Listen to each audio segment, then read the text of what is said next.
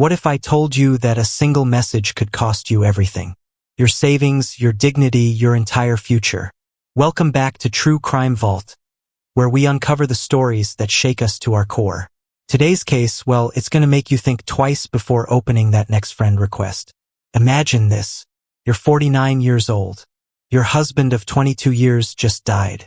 The house is too quiet. The bed is too big. And then, out of nowhere, a message pops up from someone who seems to understand your pain. Someone who promises you a second chance at happiness. Someone who's about to rob you blind. This is the story of Larissa Mendoza, a widow from Tampa, Florida, who thought she was flying to Dubai to meet her soulmate. Instead, she walked into one of the most calculated, heartless scams you'll ever hear about. Before we go any further, hit that subscribe button. Seriously, do it now. Every subscriber we get means another person who might avoid the trap Larissa fell into. And hey, may blessings follow you for spreading awareness. Now let's get into this mess. 2 years. That's how long Larissa had been living in what she called the gray zone. Not quite living, not quite existing. Just going through the motions. Her husband, Roberto, had been her anchor for over 2 decades. They'd built a life together, raised their daughter Gabriella, survived financial struggles, celebrated victories. Then one morning, Roberto didn't wake up. Massive heart attack. Gone at 51. The grief was suffocating. Larissa stopped seeing friends, stopped going to book club, stopped caring about what she ate or wore. Gabriella visited when she could, but she had her own family 2 hours away in Orlando. Most days, Larissa sat alone, staring at Roberto's chair, wondering if this emptiness was all she had left to look forward to. Then came that Tuesday evening in March.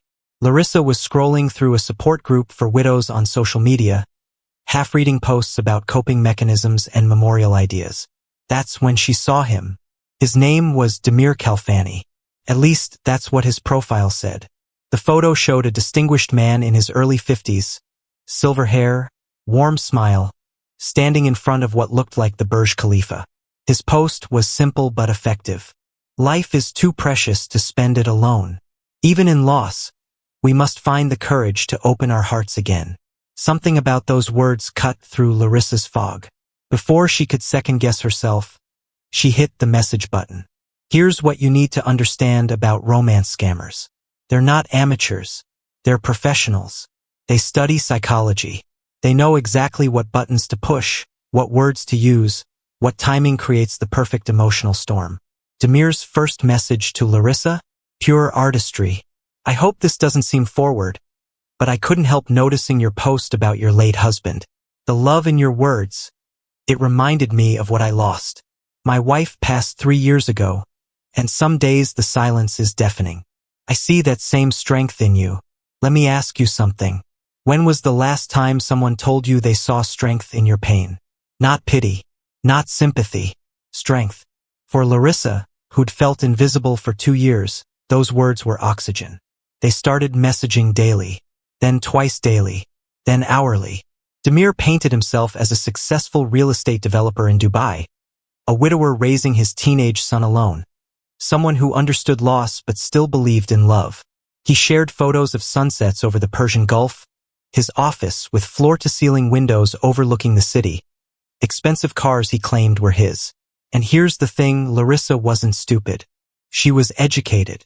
She'd worked as a paralegal for 15 years. She knew about online scams. But grief does something to your brain. Creates blind spots. It makes you desperate for connection. It makes you want to believe that maybe, just maybe, the universe is throwing you a lifeline. Within 3 weeks, Damir was calling her Habibti, an Arabic term of endearment meaning my love. He'd send voice messages, his accent smooth and convincing. Your laugh, Habibti. It's the most beautiful sound I've heard in years. You've awakened something in me I thought was dead. Gabriella noticed the change in her mother immediately. During one of their weekly calls, Larissa couldn't stop talking about Damir. Mom, this sounds intense. Have you video called him? Have you, verified he's real? Larissa laughed it off. Gabriella, sweetheart, I'm 49, not 19. I know what I'm doing. famous last words, right? But we're not there yet, because Demir was just getting started. The seduction phase of a romance scam is carefully orchestrated. It's about creating an emotional dependence, making the victim feel like this connection is special, once in a lifetime, too good to let slip away. By week 5, Demir was talking about their future. When you come to Dubai, I want to show you everything. The gold souk, the desert at sunrise, the restaurants where we'll share meals under the stars. I'm already planning where we'll go for our first weekend together. Perhaps the Maldives? You deserve paradise, Habibti. Notice something? He wasn't asking if she'd come to Dubai. He was talking as if it was already decided. This is called assumption close in sales. And make no mistake, romance scammers are salespeople. They're selling a fantasy, and Larissa was buying. Now, before you start thinking Larissa should have seen this coming, let me stop you right there. Every single person watching this, and I mean every single one, has a vulnerability that could be exploited. Maybe it's not loneliness. Maybe it's financial stress or desire for status or fear of missing out. Scammers find that crack in your armor and wedge it open. But yes, there were red flags. Let's count them, shall we? Red flag number 1. Demir never video called. Every time Larissa suggested FaceTime or Zoom, something came up. My camera is broken. The internet is down. I'm in a meeting. I'm traveling to Abu Dhabi for business. After 2 months of this, you'd think alarm bells would be ringing, right? But here's the psychological trick. Demir always had a reasonable explanation, and he'd follow up with extra attention. 20 voice messages, 50 texts, photos he claimed were taken that day. He kept Larissa so overwhelmed with communication that she didn't have time to step back and question the pattern. Red flag number 2. His photos were too perfect. Professional quality, always in exotic locations, always alone. When Larissa asked for a casual selfie, something spontaneous, Demir would send another polished image. I'm not photogenic in candid shots, Habibti. I prefer to show you my best. Red flag number 3. He started mentioning money, not asking for it yet, just planting seeds. Business has been challenging lately. Government regulations in Dubai have made some of my projects more expensive. But don't worry, once everything settles, I'll be able to focus on us full time. Gabriella was getting more worried. She drove to Tampa one Saturday to confront her mother face to face. Mom, this guy won't video call you. He's always in some exotic location. He's talking about money problems. These are textbook scam tactics. Larissa's response? Defensiveness. You just don't want me to be happy. You want me to stay miserable forever because that's safer. Well, I'm done being safe. I'm done being alone. Demir understands me in a way your father, God rest his soul, never did. That last part hurt Gabriella deeply. This man, this stranger, was being compared favorably to her late father. The scammer had successfully driven a wedge between mother and daughter.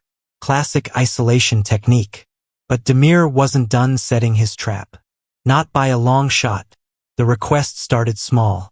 Habibti, I hate to ask, but there's an issue with my business account. A payment got frozen due to banking regulations. I need to cover some urgent fees, about $800. I'll pay you back as soon as it's resolved. I wouldn't ask if it wasn't important. $800. To Larissa, who'd been married to the same man for 22 years, who'd never navigated online dating, who'd never encountered a romance scam, this seemed reasonable. He'd been so generous with his time, his affection, his promises. Wasn't this what partners did for each other? She sent the money via Western Union. And you know what happened? Demir's gratitude was overwhelming. You've saved me, Habibti. You're an angel. This is exactly why I know we're meant to be together. When you come to Dubai, I'm going to spoil you beyond imagination. 2 weeks later, another request. This time, $1,200 for customs fees on some business equipment. Then $2,500 for legal consultations. Each time, Demir promised to pay her back. Each time, he made the request sound urgent but temporary. Each time, he followed up with such intense affection that Larissa felt valued, needed, important. By the time we reached the next phase of this nightmare, Larissa had sent over $15,000.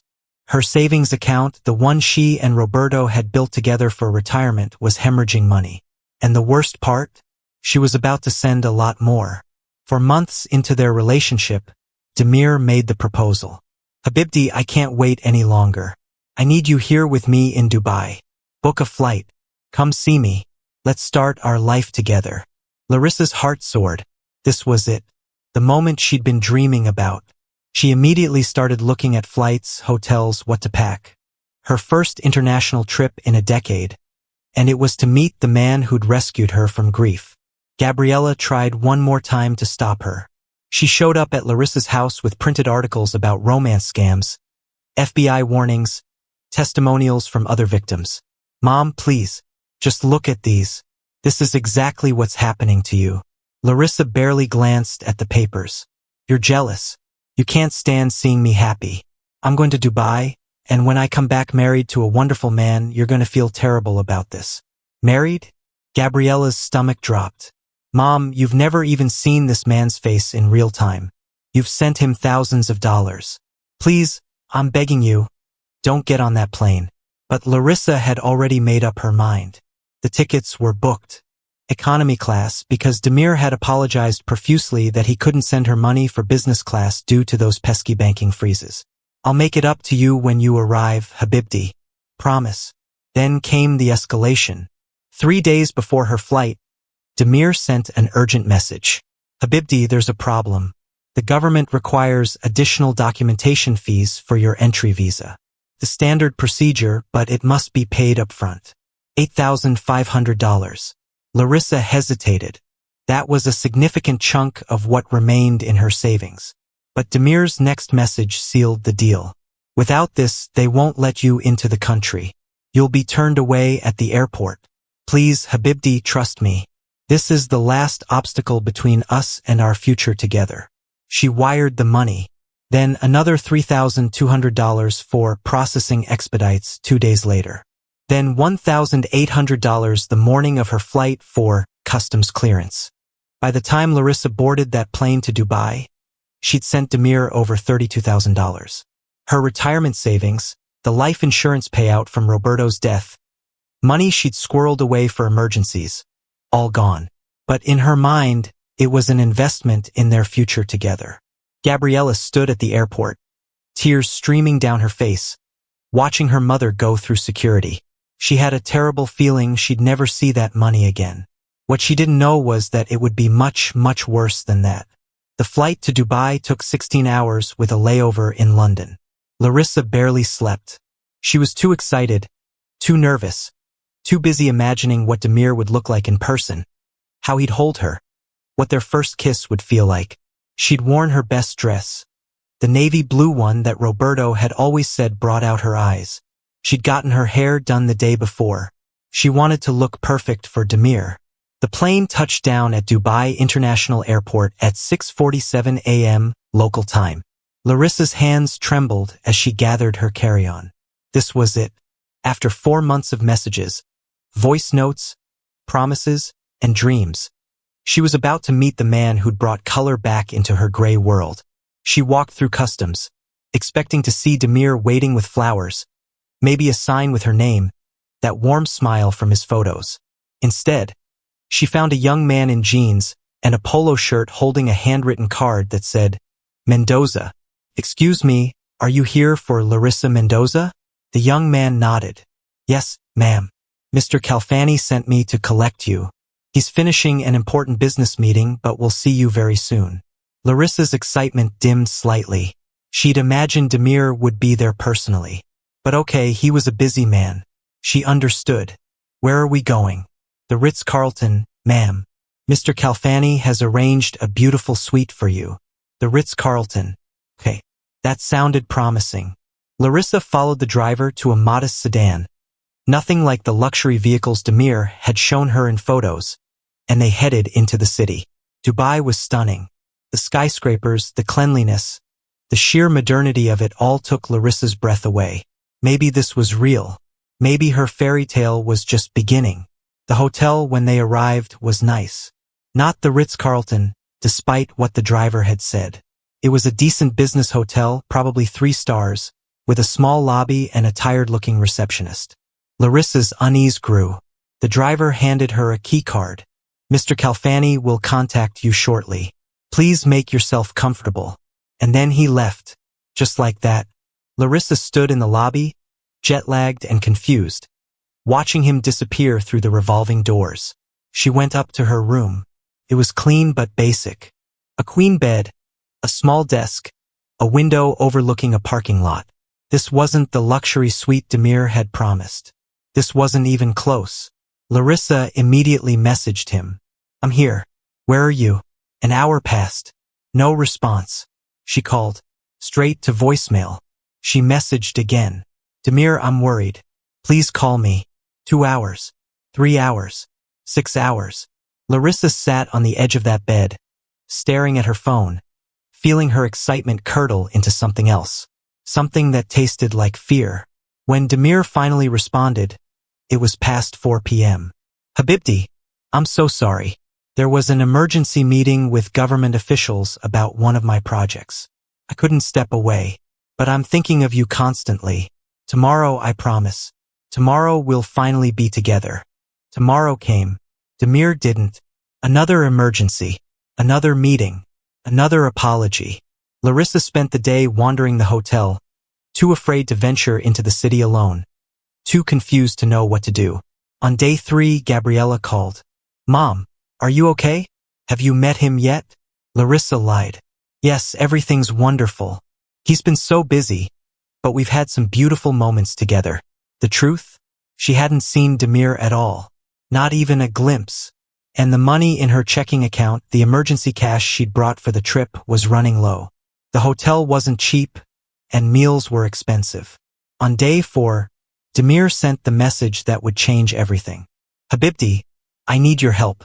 There's been a complication with my business dealings. The royal family, they're requiring a substantial deposit for a major development project. If I can secure this, our future is set. But I need $68,000 within 48 hours, or I lose everything." Larissa stared at her phone in disbelief. $68,000? "Demir, I don't have that kind of money. I've already sent you everything I could." His response was immediate, urgent, almost panicked. "Please, Habibti, you have to find a way. Take a loan. Use credit cards. This is our future. Once this deal closes, I'll pay you back triple. We'll be set for life. But if I don't get this money, everything falls apart. Including us." That last part hit like a punch. Including us. The threat was subtle but clear. Help me or lose me. Larissa sat in that hotel room, exhausted and scared, and made the worst decision of her life. She called her bank. She took out a personal loan, maxing out her borrowing capacity. She wired Demir $68,000. And that's when the silence began. After Larissa sent that $68,000, Demir's messages became sporadic. 1 or 2 a day, always brief, always with excuses.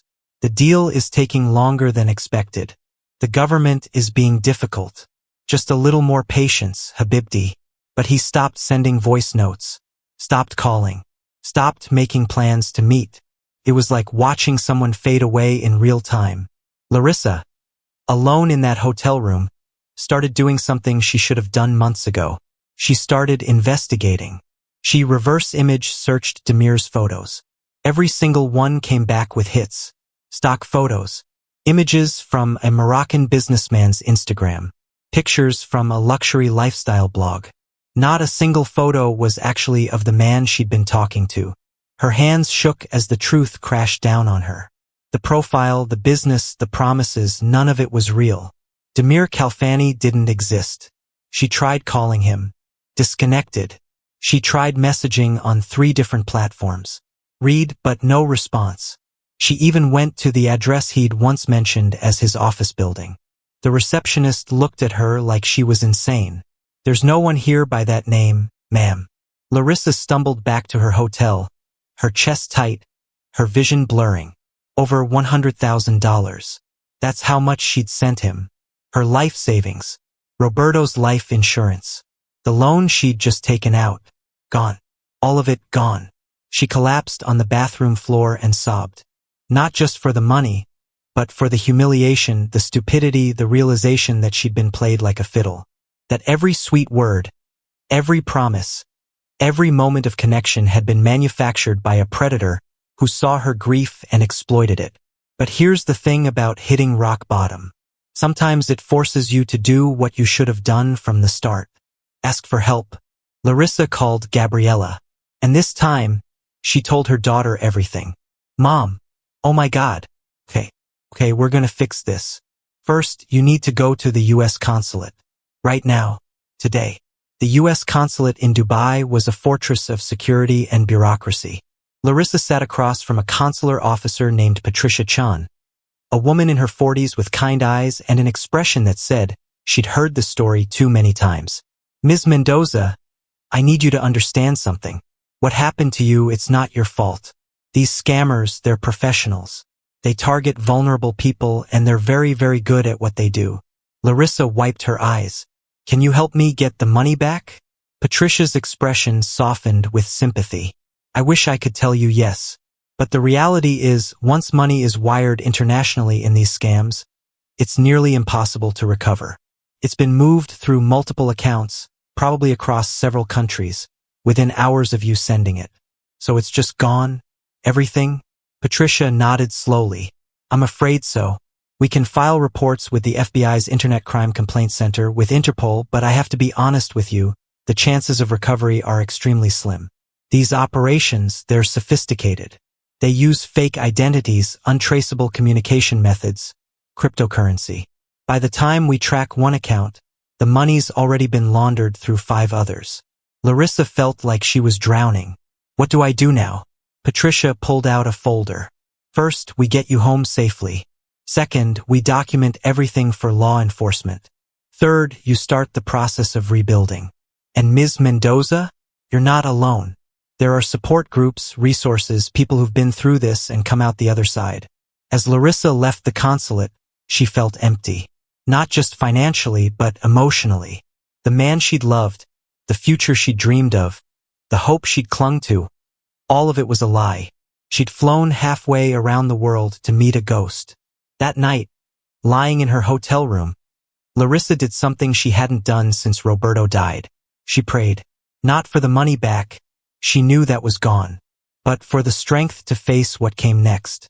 The shame, the judgment, the crushing reality of having to start over at 49 with nothing. The flight back to Tampa was the longest 16 hours of Larissa's life. She sat in economy, squeezed between a teenager playing video games and a businessman who spent the entire flight typing aggressively on his laptop. She couldn't eat, couldn't sleep, couldn't stop replaying every message, every red flag she'd ignored, every warning from Gabriella she'd dismissed. How could she have been so blind? The woman next to her, somewhere over the Atlantic, noticed Larissa crying quietly.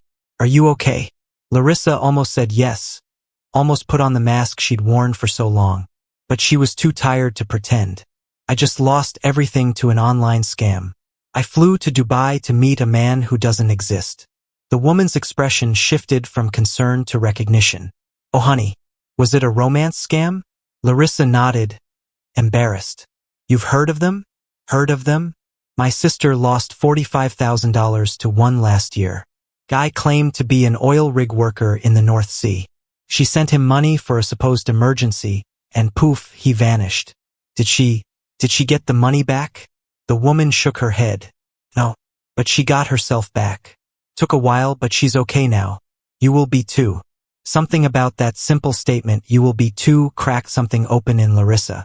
For the first time since realizing she'd been scammed, she felt a tiny spark of hope. Not that things would be easy, but that maybe, possibly, she could survive this. When the plane landed in Tampa, Gabriella was waiting at arrivals. She spotted her mother coming through the doors, looking smaller somehow, defeated, and she ran to her. They held each other in the middle of that crowded terminal, both crying, both exhausted. I'm so sorry, Mom. I should have tried harder to stop you. Larissa pulled back, looking at her daughter. No, this isn't your fault. This is on me. I made these choices. Now I have to live with them. They drove back to Larissa's house in silence. When they pulled up, Larissa stared at the place she'd lived with Roberto for 18 years. The garden he'd planted. The porch where they'd drunk coffee every Sunday morning. This house, her home, might not be hers much longer. Not with the debt she'd taken on. Gabriella helped her mother inside, unpacked her suitcase, made her tea. "Mom, what do you need? What can I do?"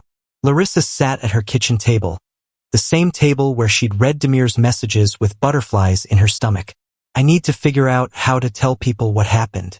I need to figure out how to pay back that loan. I need to figure out how to live with myself." Over the next few days, Gabriella helped her mother start the damage control. They filed police reports, contacted the FBI, submitted complaints to every relevant agency. They met with a financial advisor who laid out in stark terms just how bad things were. With the loan payments and your current income, you're looking at severe financial hardship for the next several years. You might need to consider selling the house. Selling the house. The place where she'd raised Gabriella. Where Roberto had died. Where every corner held a memory. Larissa felt like she was losing him all over again. But here's what broke her heart more than anything. The shame. When friends called, Larissa couldn't bring herself to tell them the truth. She made excuses, avoided gatherings, stopped answering her phone. The idea of explaining what happened, of seeing the pity or judgment in their eyes, was too much. One night, about a week after returning home, Larissa sat alone in her living room, staring at her bank account balance on her laptop. $847. That's what she had left. From over $100,000 in savings to $847. She thought about Roberto. What would he think of her? Would he be disappointed? Angry? Heartbroken that she'd thrown away everything they'd built together on a fantasy? And that's when Larissa made a decision. She couldn't change what happened. She couldn't get the money back. But she could choose what came next. She could let this destroy her, or she could find a way to use it. The question was, how? 3 weeks after returning from Dubai, Larissa did something brave. She joined a support group for fraud victims. The meeting was held in a community center in Tampa, a small room with folding chairs arranged in a circle. There were 8 people there, ranging from their 30s to their 70s. A facilitator, a woman named Diane who'd lost $92,000 to a cryptocurrency scam, welcomed Larissa warmly. "We're glad you're here. This is a safe space. Whatever you share stays in this room. No judgment, just support." Larissa listened as others told their stories. A man who'd been scammed out of his daughter's college fund by a fake investment opportunity. A woman who'd sent $35,000 to a supposed soldier deployed overseas. An elderly couple who'd lost their home to a tech support scam. Each story was different, but the emotions were the same. Shame, anger, grief, self-blame, and slowly, painfully, hope. When it was Larissa's turn, she took a deep breath. "My name is Larissa Mendoza. I'm 49 years old, and I sent over $100,000 to a man I never met because I was lonely and stupid enough to believe someone could love me." Diane interrupted gently. "Not stupid, Larissa. Human. You're human." Those words, that validation, broke something loose in Larissa. She told them everything. Demir, the messages, the trip, the crushing realization in Dubai. She cried. She laughed bitterly at her own naivety. She admitted how close she'd come to doing something drastic because the shame felt unbearable. And you know what? Nobody judged her. They nodded. They understood. Because they'd been there too. After the meeting, a man named Thomas approached her. He was in his 60s, well-dressed, articulate. "I lost $150,000 to a romance scam 2 years ago. Thought I was too smart to fall for it. Turns out, intelligence has nothing to do with it. These people, they're psychological manipulators. They find your wound and pour salt in it while calling it medicine." "How did you?" Larissa hesitated. "How did you get past it?" Thomas smiled sadly. "I'm still getting past it. But I'll tell you what helped. I stopped hiding. I started talking about it. I contacted news outlets, shared my story, tried to warn others. You'd be surprised how empowering it is to take your victimhood and turn it into advocacy." That conversation planted a seed. What if Larissa could do the same? What if, instead of hiding in shame, she could speak out? Warn others? prevent even one person from making her mistakes. She started small. She wrote a post on Facebook detailing what happened to her. She expected mockery, criticism, people saying she got what she deserved. Instead, she got an outpouring of support. Friends she thought would judge her shared stories of their own near misses or family members who'd been scammed. People thanked her for her bravery in speaking up. Encouraged, Larissa reached out to local news. A reporter named Marcus Webb from a Tampa station agreed to interview her. Ms. Mendoza, I appreciate you being willing to share this.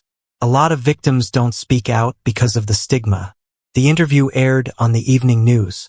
Larissa sat with Gabriella, watching herself on television, talking about Demir, the money, the devastation.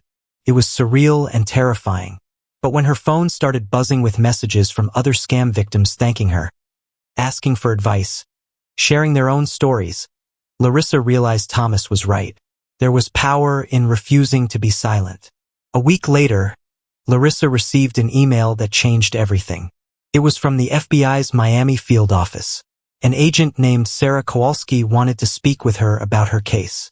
They met at a coffee shop. Agent Kowalski was younger than Larissa expected, maybe mid-30s, with a no-nonsense demeanor. Ms. Mendoza, I've been investigating romance scam networks for 3 years. Your case, it matches a pattern we've been tracking. We believe the person who scammed you is part of a larger operation based in West Africa, probably Nigeria or Ghana. Can you catch them? Can you get my money back? Agent Kowalski's expression was honest. The money? Probably not. These operations move funds so quickly through so many channels that by the time we identify one account, it's empty and 10 more have been created. But catching them? That's where you can help. Larissa leaned forward. How? We need victims who are willing to cooperate. Provide message logs, financial records, any details about communication patterns. It helps us build profiles, track networks, and occasionally we do make arrests. It's slow, it's frustrating, but it's important work. Larissa didn't hesitate. Whatever you need, it's yours. Over the next several months, Larissa worked with the FBI, providing everything she had. Screenshots of conversations with Demir, wire transfer receipts, timeline reconstructions. She became, in essence, a witness against the faceless criminals who destroyed her financially. And something unexpected happened. Helping with the investigation gave Larissa purpose. It didn't erase what happened, but it transformed it. She wasn't just a victim anymore. She was a fighter. Rebuilding a life after losing everything isn't a straight line.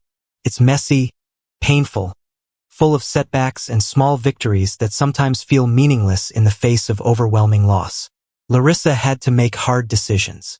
She put her house on the market, the place where she and Roberto had built their life, where Gabriella had grown up, where every room held memories. It had to go. The equity would pay off most of the loan she'd taken out to send to Demir. The day she moved out, Gabriella helped her pack. They found Roberto's old jacket in the closet, photos from their wedding in a shoebox, Gabriella's baby shoes in the attic.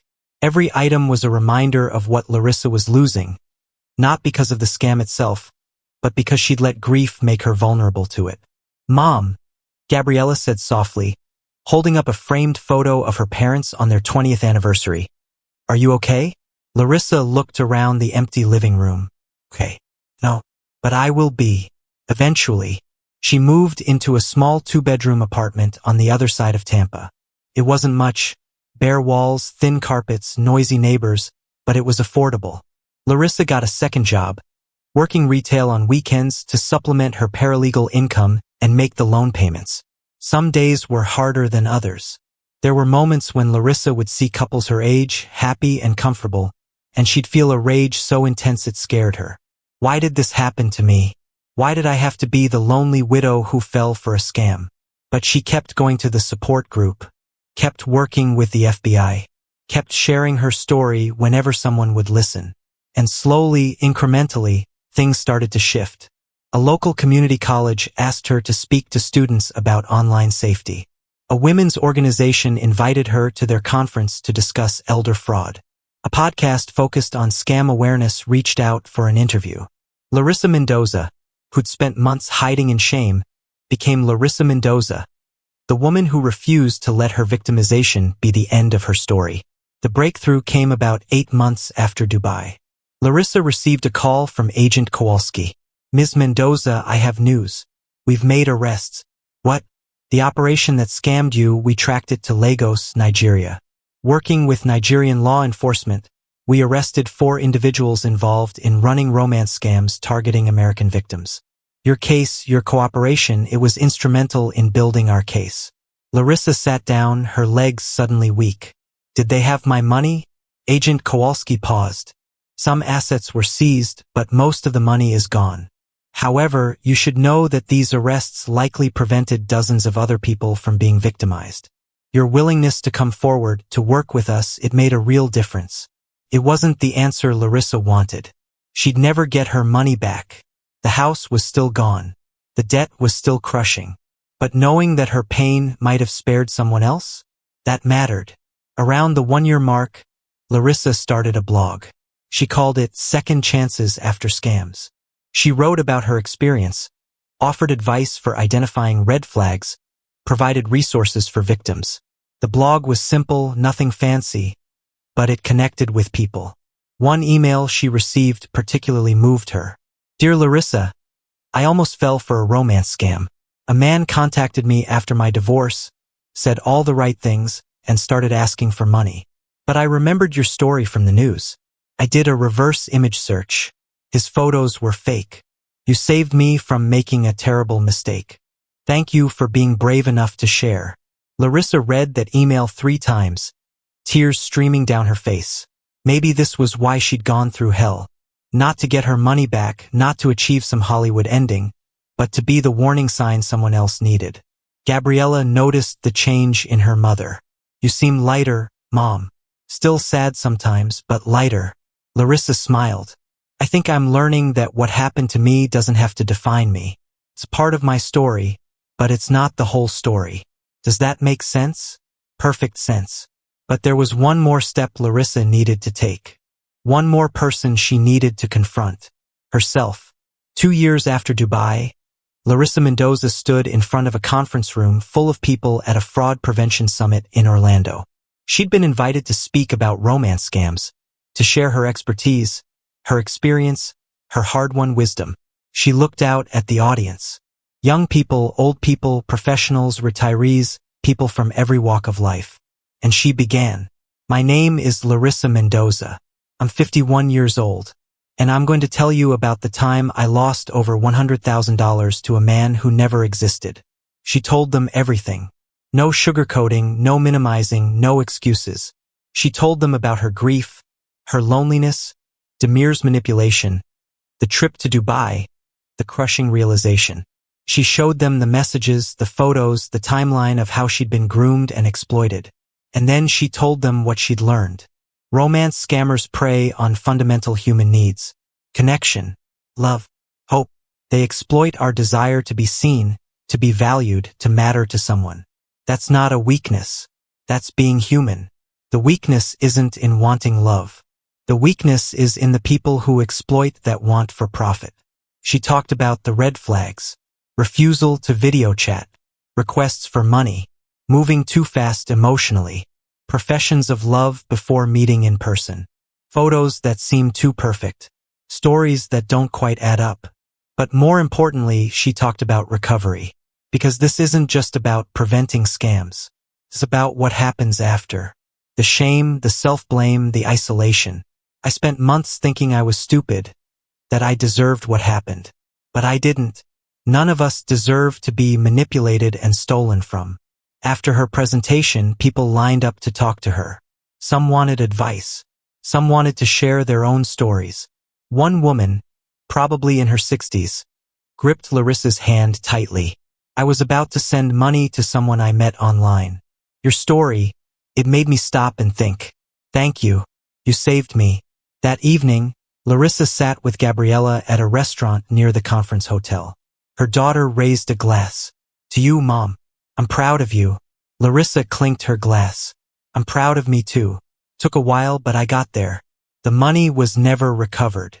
Larissa paid off the loan over 5 years, living frugally, working extra shifts, sacrificing luxuries she'd once taken for granted. She never got her house back, never recouped her savings, but she built something else. Platform, a voice, purpose. She became a consultant for elder fraud prevention programs. She worked with the AARP to develop educational materials. She testified before state legislatures about the need for stronger protections for scam victims. And perhaps most importantly, she forgave herself. Not immediately, not easily, but eventually. She recognized that what happened wasn't because she was stupid or weak. It was because she was human, grieving, and targeted by professionals who knew exactly how to exploit vulnerability. 3 years after Dubai, Larissa met someone. His name was Vincent, a widower she encountered at, ironically, a fraud prevention workshop. They dated slowly, carefully. Vincent was patient with her trust issues, understanding about her financial situation, respectful of her boundaries. When he asked her to dinner for the first time, Larissa's immediate reaction was suspicion. But then she realized something. She'd spent 3 years learning to recognize manipulation. Vincent wasn't manipulating. He was just a decent man interested in getting to know her. Their relationship grew at a healthy pace. Video calls from the start. Meetings in person. Transparency about finances. No requests for money. No elaborate stories. No love bombing. Just two people, both scarred by loss, finding comfort in each other's company. Gabriella, meeting Vincent for the first time, pulled her mother aside. He seems genuine, Mom. But if you need me to investigate him, I will. Larissa laughed.